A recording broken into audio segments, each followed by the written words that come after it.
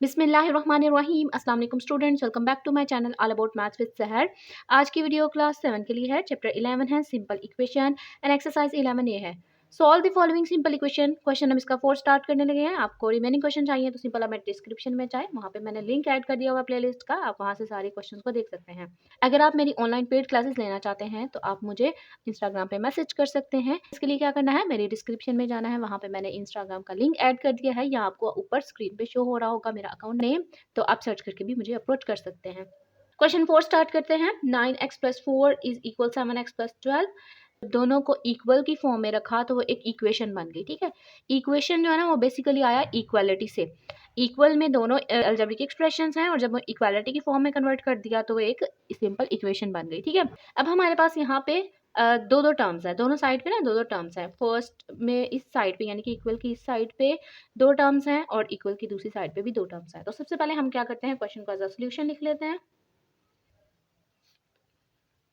जब हमारे पास ऐसी फॉर्म आ जाती है कि हमने ना जो वेरिएबल है उनको इकट्ठा करना होता है और कांस्टेंट को इकट्ठा करना होता है ताकि हम एक्स की वैल्यू को सॉल्व कर सके, तो हम सिंपल रूल्स अप्लाई करते हैं जो कि मैंने अपने जो फर्स्ट क्वेश्चन करवाया था। ठीक है, फर्स्ट क्वेश्चन का ना मैंने दो मेथड से करवाया था। अगर आप वो मेथड देखना चाह रहे हैं दोनों के दोनों, ताकि आप चूज कर सके कि ईजी वे कौन सा है, तो आप उसी तरीके से सारे क्वेश्चन भी कर सकते हैं। ठीक है, तो आप सिंपल आपको ऊपर आई का बटन शो हो रहा होगा, आप उसको क्लिक करें और आप जो है वो मेरे फर्स्ट क्वेश्चन पे भी पहुंच सकते हैं। ठीक है, तो यहाँ पे हम x और x की वैल्यू को एक तरफ कर देंगे, यानी कि जो हमारे पास x और x है ना वो एक वेरिएबल है।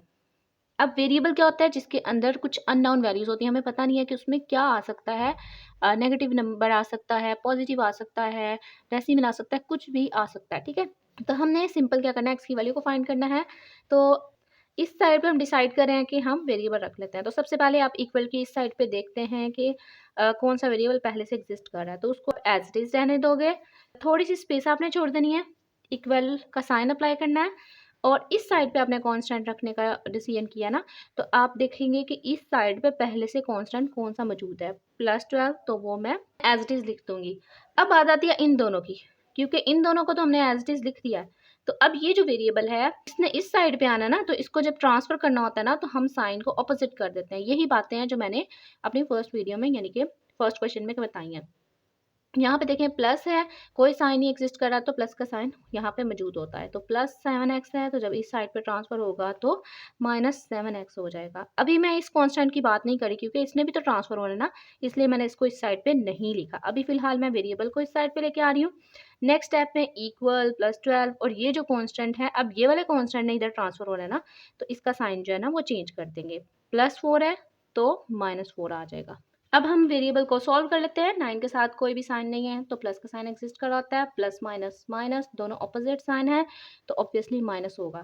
तो माइनस कर लेते हैं, 9 में से 7 को माइनस करेंगे तो 2 आ जाएगा और साइन आएगा बड़ी वैल्यू का जो कि 9 के साथ प्लस है और x भी एज इट इज। अब x की पावर को यहाँ पे आपने ऐड नहीं करना, ठीक है, क्योंकि ये सिर्फ और सिर्फ एडिशन और सब्ट्रैक्शन की बात हो रही है। तो जब हम एडिशन और सब्ट्रैक्शन करते हैं ना, हम सबसे पहले ढूंढते ही सेम वेरिएबल है। अब यहाँ पे तो एक ही वेरिएबल है ना, अगर फर्ज करें दो वेरिएबल होते, तीन वेरिएबल होते, तो हम सेम सेम वेरिएबल के कोफिशिएंट को सॉल्व करने की कोशिश करते हैं। तो ये चीज़ आपने पहले माइंड में रखनी है कि हमने जब लेना ही वेरिएबल सेम है तो फिर उनकी पावर को ऐड करने का कोई भी मकसद नहीं बनता, वो सिर्फ और सिर्फ हम मल्टीप्लिकेशन में करते हैं। ठीक है, तो मैंने इसके वेरिएबल को एज इट इज रहने दिया। अब बात आती है कांस्टेंट की, इसको भी सॉल्व कर लेते हैं। प्लस माइनस माइनस 12 में से 4 निकाला तो 8 आ गया और साइन आएगा बड़ी वैल्यू का जो कि प्लस का है। अब x की वैल्यू चाहिए तो इसके साथ जो है ना एक्स्ट्रा क्या है, 2 इसका कोफिशिएंट है। जब कोई नंबर और वेरिएबल एज इट इज लिखे होते हैं यानी कि उनके दरमियान में कोई साइन नहीं ना होता, तो वहाँ पे मल्टीप्लिकेशन का साइन एग्जिस्ट कर रहा होता है। अब हमने इस 2 को ट्रांसफर करना है इक्वालिटी की दूसरी साइड पे। तो फर्स्ट ऑफ ऑल आप इसको थोड़ी देर के लिए इग्नोर कर दो और ये जो प्लस प्लस है इनको भी मैं फिलहाल इग्नोर कर रही हूँ क्योंकि हमें पता है कि इनके साथ प्लस का साइन एग्जिस्ट कर रहा है। तो सिंपल मैंने 2 को इग्नोर किया, x इक्वल 8। अब ये जो 2 है यहाँ पे मल्टीप्लाई हो रहा है, इक्वालिटी की दूसरी साइड पे जाके क्या हो जाएगा, डिवाइड। तो अब हम x की वैल्यू फाइंड कर लेते हैं। 2 1 2, 2 4 8, x की वैल्यू आ गई 4। और अगर आप ये फाइंड करना चाह रहे हो कि आपका आंसर ठीक आया है कि नहीं, तो आप सिंपल क्या करो, इसको क्वेश्चन में पुट कर दो और दोनों इक्वालिटी के अगर वैल्यूज इक्वल आ रही हैं, ठीक है, लाइक इधर भी x है इधर भी x है ना, सॉल्व करने के बाद इधर भी सेम आ रहा है इधर भी सेम आ रहा है, तो फिर आपका आंसर बिल्कुल ठीक है। क्वेश्चन नंबर 5 देखते हैं। ये थोड़ा सा डिफरेंट है बाकी क्वेश्चन से। बाकी क्वेश्चन में ना सिंपल टर्म्स हैं, लेकिन यहाँ पे ना मल्टीप्लिकेशन की वैल्यू भी आ गई है। तो सबसे पहले हम क्या करते हैं, क्वेश्चन का सोल्यूशन लिख लेते हैं।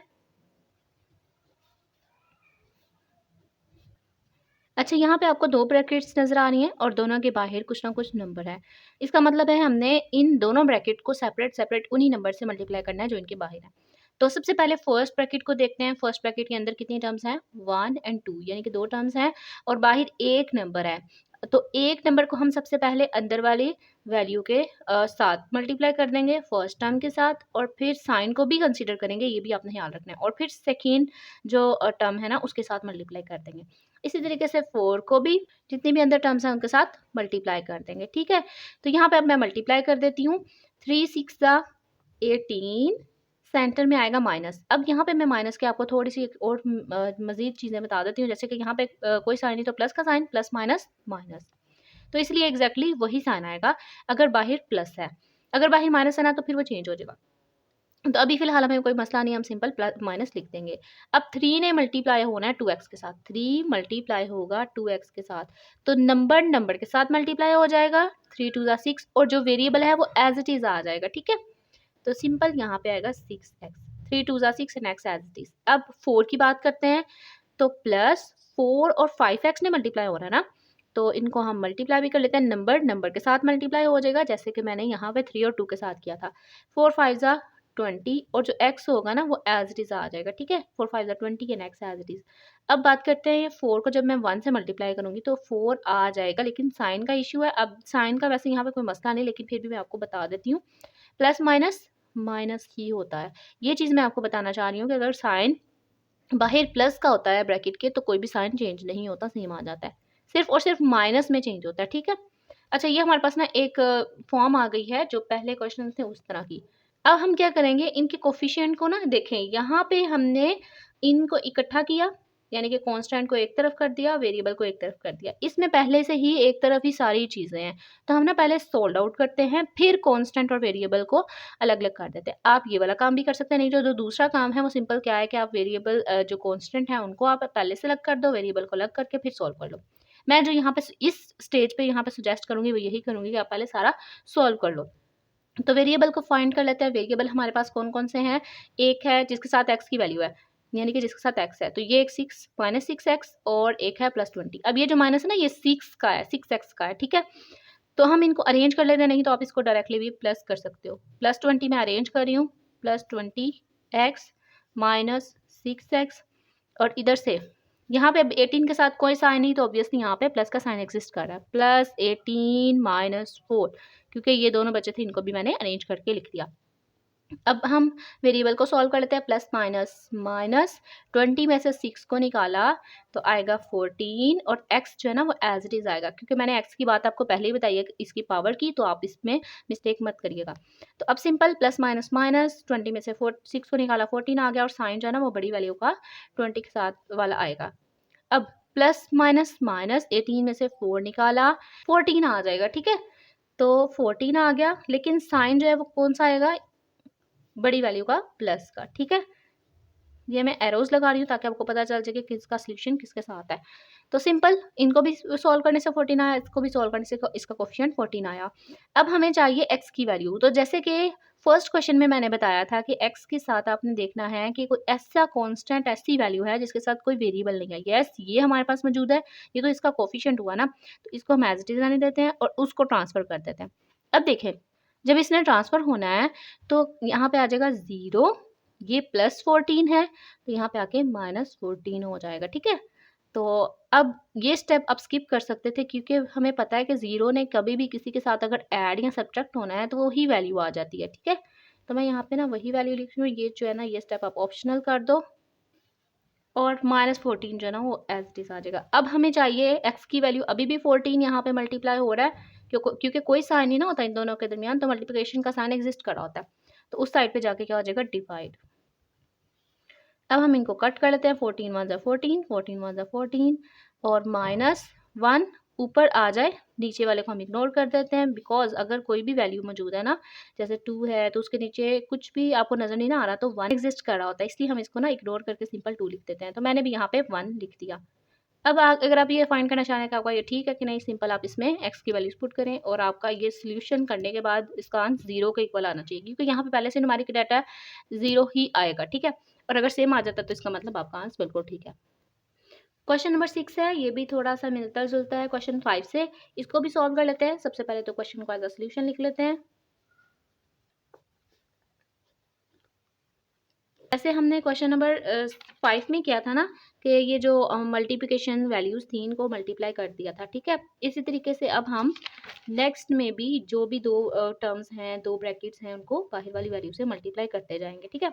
आप चाहें तो आप सेम वही प्रोसेस कर सकते हो कि -2 × 4 - x को इस साइड पे बेच कर प्लस कर सकते हो, ठीक है। तो इक्वल में 0 आ जाएगा, लेकिन हम ऐसा नहीं करते क्योंकि सिंपल सी वैल्यू है। हम नेक्स्ट पे इसको सॉल्व करेंगे। तो सिंपल 3 ने जब x से मल्टीप्लाई होना है, देखिए x के साथ ना कोई कोफिशिएंट नहीं होता, मतलब नजर नहीं आ रहा होता, लेकिन वहां पे 1 एग्जिस्ट कर रहा होता है। तो 3 1 ज़ा 3 x एज इट इज। अब 3 ने होना है 5 के साथ, सेंटर में आएगा माइनस का साइन। यहाँ पे क्योंकि प्लस का साइन एग्जिस्ट कर रहा है ना, इसलिए ये माइनस का साइन जो है वो खत्म नहीं होगा, वो चेंज नहीं होगा। तो माइनस एज इट इज। अब 3 ने 5 से होना है, 3 5 ज़ा 15। अब ये -2 है। अब यहाँ पे ध्यान से अपने काम करना है, क्योंकि ब्रैकेट के बाहर अगर नेगेटिव वैल्यू आ जाती है तो हमें पता है कि सारे साइन अंदर के ऑपोजिट हो जाते हैं, ठीक है। तो इस चीज में अब हमारे पास साइन जो है वो ऑपोजिट होंगे, और मल्टीप्लिकेशन तो हमने साथ साथ करनी है ना, वो कर लेते हैं। -2 2 ज़ा 2 ने 4 से मल्टीप्लाई होना है, 2 4 ज़ा 8, और साथ ही इसका साइन भी चेंज हो जाएगा, ठीक है। अब अंदर माइनस मौजूद है तो ये किस में चेंज हो जाएगा, इस माइनस की वजह से प्लस में। और 2 ने अब होना है x के साथ मल्टीप्लाई, जैसा कि मैंने आपको पहले बताया कि x का कोई कोफिशिएंट नजर नहीं आता, लेकिन 1 होता है। तो 2 1 ज़ा 2 और x एज इट इज। अब यहाँ पे वेरिएबल को एक साइड पे कर देती हूँ और जो कांस्टेंट है उनको एक साइड पे कर देती हूँ, ठीक है। तो सबसे पहले हमने डिसाइड करना है कि इस साइड पे हम वेरिएबल रखेंगे। तो फर्स्ट ऑफ ऑल आप इस साइड पे चेक करेंगे कोई वेरिएबल मौजूद है, यस, तो उसको हम एज इट इज रहने देंगे।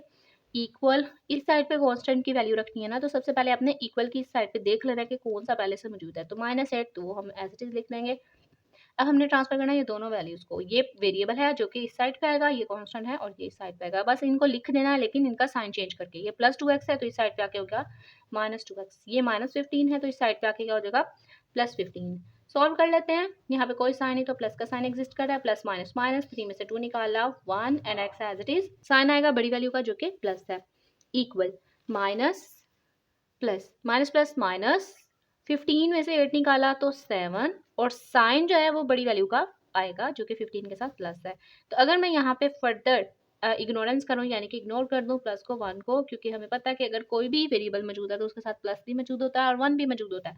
इसलिए मैं यहाँ पे सिंपल x लिख रही हूँ और इस साइड से मैं प्लस को इग्नोर कर रही हूँ, और सिंपल हमारे पास जो है वो x की वैल्यू आ गई 7।